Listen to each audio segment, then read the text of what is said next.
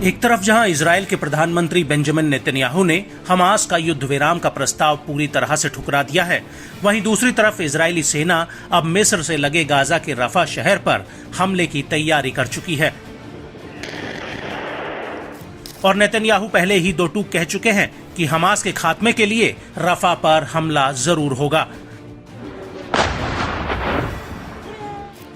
लेकिन इस सब के बीच हमास की सैन्य शाखा अल कासिम ब्रिगेड ने रफा से इजरायली फौज पर एक बहुत बड़ा हमला किया है और ये हमला कराम अबू सलेम बॉर्डर क्रॉसिंग पर हुआ है।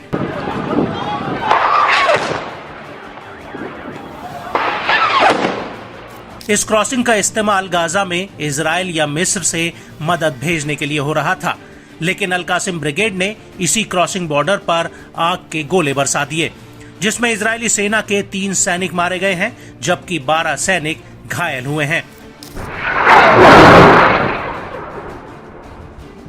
आईडीएफ के मारे गए 2 सैनिक शाकेत बटालियन के थे जो गिवाती ब्रिगेड के तहत काम करती है, जबकि तीसरा सैनिक 931 बटालियन का था जो नाहल ब्रिगेड के तहत काम करती है। जबकि घायल हुए 12 सैनिकों में से 2 सैनिक 931 बटालियन और 1 सैनिक शाकेत बटालियन का था जो गंभीर रूप से घायल हुआ है।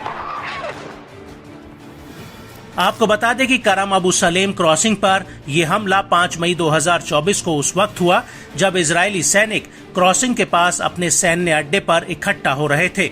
अल कासिम ब्रिगेड का कहना है कि उसने आईडीएफ के सैन्य बेस पर 114 mm शॉर्ट रेंज काजूम मिसाइल सिस्टम से हमला किया है और आईडीएफ के ये सैनिक रफा पर हमला करने के लिए जिम्मेदार थे।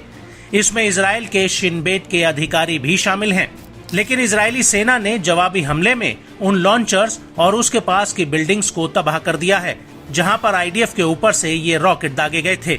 इस हमले को लेकर राफा के स्वास्थ्य अधिकारियों का कहना है कि एक एयर स्ट्राइक में 7 लोगों की मौत हो गई है और इसके बाद अगली एयर स्ट्राइक आधी रात होने से बिल्कुल पहले हुई थी जिसमें 9 लोगों की मौत हुई है। वहीं इस हमले को लेकर आईडीएफ का कहना है कि दक्षिणी गाजा के राफा इलाके से 10 से ज्यादा रॉकेट्स दागे गए थे जो कराम अबू सलेम क्रॉसिंग के पास इजरायली मिलिट्री बेस पर आ गिरे। ये रॉकेट्स करीम शलोम कम्युनिटी के पास आकर फटे थे और इनमें से ज्यादातर रॉकेट्स उस जगह पर गिरे थे जहां पर इजरायली सैनिक इकट्ठा थे और ये सैनिक आईडीएफ के मिलिट्री उपकरणों की सुरक्षा में तैनात थे जिन्हें राफा में हमला करने के लिए लाया गया था।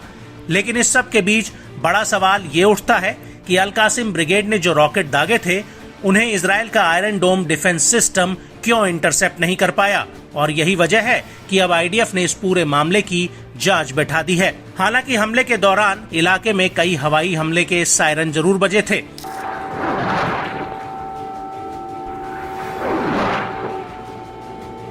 और हमले को लेकर इजरायली सेना का कहना है कि ये राफा के बिल्कुल पास से दागे गए थे।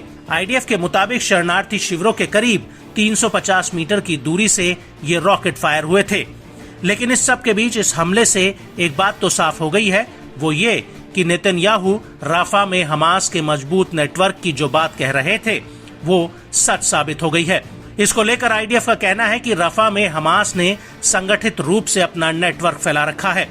वो आम नागरिकों को ढाल बनाकर छिपे बैठे हैं और हमास के खात्मे के लिए राफा पर हमला करना बेहद ही जरूरी है।